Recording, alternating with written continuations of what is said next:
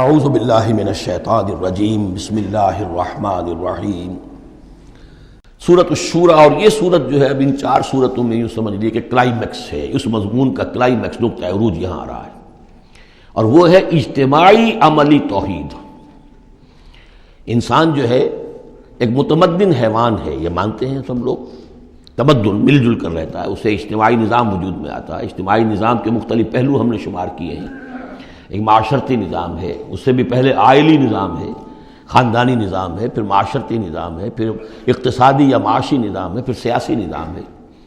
یہ تمام جو نظام ہیں، یہ جب تک کہ اللہ کی حاکمیت کے تابع نہیں ہوتے تو گویا کہ اجتماعی سطح پر تو توحید نہیں ہے، وہ تو شرک ہے۔ پھر افراد جو ہیں اکیلے اس میں ہو سکتے ہیں موحد ہوں، اور وہ کس شکل میں ہوں گے؟ جبکہ وہ تن من دھن اس باطل اور مشرکانہ نظام کا قضا کما کر کے اور وہاں توحید کا نظام قائم کرنے کے لیے لگے ہوئے ہوں اور انہوں نے اس کے اندر لگا دیے ہوں، تب تو وہ ہے موحد، ورنہ تو وہ مشرک ہے۔ اگر مشرکانہ نظام کو انہوں نے دل سے تسلیم کر لیا، اسی مشرکانہ نظام میں وہ اپنی دوڑ دھوپ کر رہے ہیں پاؤں پھیلانے کے لیے، جائیداد بنانے کے لیے، اپنے کوئی پروفیشن میں شائن کرنے کے لیے، کسی اور معاملے میں ساری بھاگ دوڑ اس کے لیے ہو رہی ہے، اس کا مطلب یہ کہ انہوں نے اس نظام کو ذہناً قبول کر لیا۔ تو جنہوں نے اس طاغوت کو قبول کر لیا انہوں نے اللہ کا انکار کیا، چاہے وہ نمازیں پڑھتے ہوں، بلکہ تہجد بھی پڑھتے ہوں۔ تو اقامت دین کی اصطلاح اس صورت میں آ رہی ہے، اور اقامت دین کے موضوع پر یہ قرآن مجید کا ذروۂ سلام ہے۔ بسم اللہ الرحمن الرحیم، حامیم عین سین قاف۔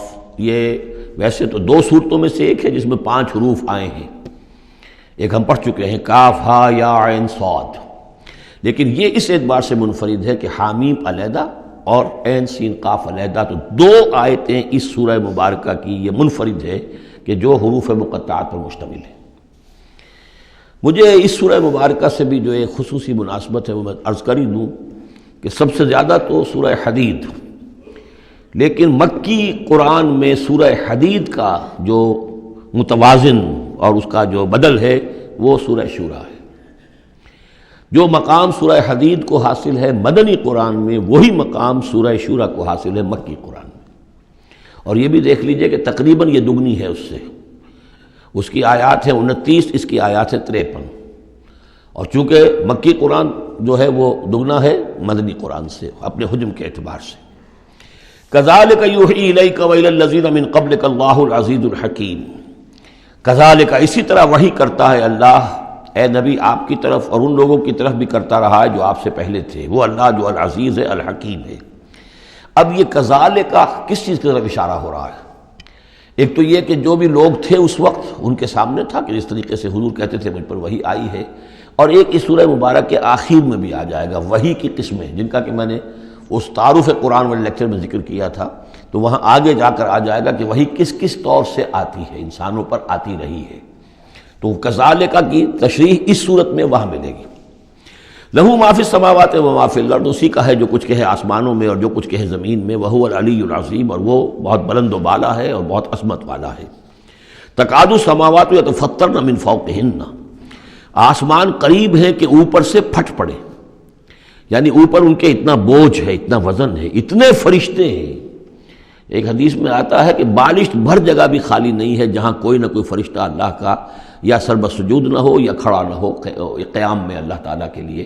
تو یہ کیفیت ہے وہاں پہ۔ وما یعلم جنود ربک الا ہو، جو تیرے رب کے جو لشکر ہیں انہیں کوئی جانتا ہی نہیں سوائے خود اس کے، تو وہ پھٹ پڑنے کے تیار ہیں۔ بل ملائکۃ یسبحون بحمد ربہم، یہ سورہ مومن میں یہ بات آ چکی ہے کہ فرشتے جو ہیں وہ اہل زمین میں سے جو اہل ایمان ہیں ان کے لیے استغفار کرتے رہتے ہیں۔ والملائکۃ یسبحون بحمد ربہم، وہ اپنے رب کی تسبیح کے ساتھ حمد بھی کرتے ہیں، ویستغفرون لمن فی الارض، اور زمین والوں کے لیے جو زمین میں ہے اہل ایمان ان کے لیے استغفار کرتے رہتے ہیں۔ الا ان اللہ هو الغفور الرحیم، آگاہ ہو جاؤ یقینا اللہ ہی غفور ہے، اللہ ہی رحیم ہے۔ والذین اتخذوا من دونہ اولیاء، اور وہ ہستیاں کہ جنہیں ان لوگوں نے سمجھ لیا اولیاء، حمایتی، مددگار، بچانے والا، شافع، اور ان کے ذریعے سے تقرب حاصل کر لیں گے۔ اللہ حفیظ علیہم، اللہ تعالیٰ خود ان کا بھی نگران اللہ ہے۔ وما انت علیہم بوکیل، اور اے نبی آپ کو ان کے ذمہ دار نہیں ہے۔ وَكَذَلِكَ أَوْحَيْنَا إِلَيْكَ، کذالک پھر آ گیا، جیسے کذالک پہلی آیت میں تھا اور یہ 7ویں آیت میں بھی ہے، اس کذالک کا مفہوم آگے جا کے واضح ہوگا۔ اسی طرح ہم نے وحی کیا ہے آپ کی طرف اے نبی قرآنًا عربیًا، یہ قرآن عربی، لِتُنذِرَ أُمَّ الْقُرَىٰ وَمَنْ حَوْلَهَا، تاکہ آپ خبردار کر دیں بستیوں کی ماں یا بستیوں کی جڑ، سب سے بڑی بستی، سب سے اہم بستی۔ یہ ہم پڑھ چکے ہیں سورہ قصص کی آیت نمبر 59 میں آیا تھا، حتیٰ نبعث فی امہا رسولا، جو بھی علاقہ ہے اس کی جو مرکزی بستی ہے ہم عذاب نہیں بھیجتے رہے جب تک کہ اس کی مرکزی بستی کے اندر رسول نہ بھیج دیں۔ تو اب یہ ام القریٰ ہے، جو مکے جو عرب کے لیے ام القریٰ ہے، ویسے یہ پوری دنیا کا ام القریٰ ہے۔ لتنذر ام القریٰ، اگر حضرت آدم واقعتاً یہ بات صحیح ہے کہ بیت اللہ حضرت آدم کا بنایا ہوا ہے، تو معلوم ہوا کہ پوری دنیا کا جو ہے واقعتاً ام القریٰ پھر یہی ہے، بیت العتیق، بہت پرانا گھر، تاکہ آپ خبردار کریں ام القریٰ کے رہنے والوں کو، ومن حولہا، اور جو ان کے ارد گرد ہیں۔ یہ مفہوم پہلے بھی آ چکا، میں نے عرض کیا ارد گرد جو ہے وہ تو دائرے کھینچتے جائیے تو پوری دنیا اس میں آ جائے گی۔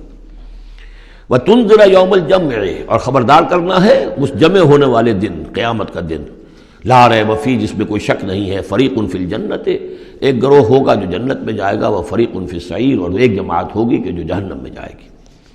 وَلَوْ شَاءَ اللَّهُ لَجَعَلَهُمْ أُمَّةً وَاحِدَةً، اگر اللہ چاہتا تو انہیں ایک ہی امت بنا دیتا، سبھی مومن ہوتے۔ وَلَٰكِن يُدْخِلُ مَن يَشَاءُ فِي رَحْمَتِهِ، لیکن نہیں، یہ تو اللہ تعالیٰ داخل کرتا ہے جو چاہتا ہے، جو خواہش مند ہوتا ہے، جو اس کی قیمت ادا کرنے کو تیار ہے، اس کو اپنی رحمت میں داخل کرتا ہے۔ یہ مفت میں وہ اللہ تعالیٰ اپنی یہ رحمت اور اپنی جنت جو ہے مفت میں دینے کو اس نے نہیں بنائی ہے، جو چاہتا ہے اس کا ارادہ کرے پھر اس کی قیمت ادا کرے۔ ان اللہ اشتری من المؤمنین انفسهم واموالهم بان لهم الجنہ والظالمون ما لهم من ولی ولا نصیر، اور جو ظالم ہوں گے، مشرک ہوں گے، کافر ہوں گے، ان کا پھر نہ کوئی ولی اور حمایتی ہے اور نہ کوئی مددگار ہے۔ ابھی اتخذوا من دونہ اولیاء، دوبارہ وہی بات آئی کہ انہوں نے اللہ کے سوا جو ہے کہ اپنے اور حمایتی اختیار کر لیے ہیں۔ فاللہ هو الولی، تو اے کم عقلو، اللہ ہی ہے ولی، ایک ہی ولی ہے، بس اس کو پکڑو، اسی کو اپنا ولی مانو۔ اللہ ولی الذین آمنوا یخرجہم من الظلمات الی النور وہو یحیی الموتیٰ، وہی ہے کہ جو زندہ کرے گا مردوں کو، وہو علی کل شیء قدیر، اور وہ ہر چیز پر قادر ہے۔ صدق اللہ العظیم۔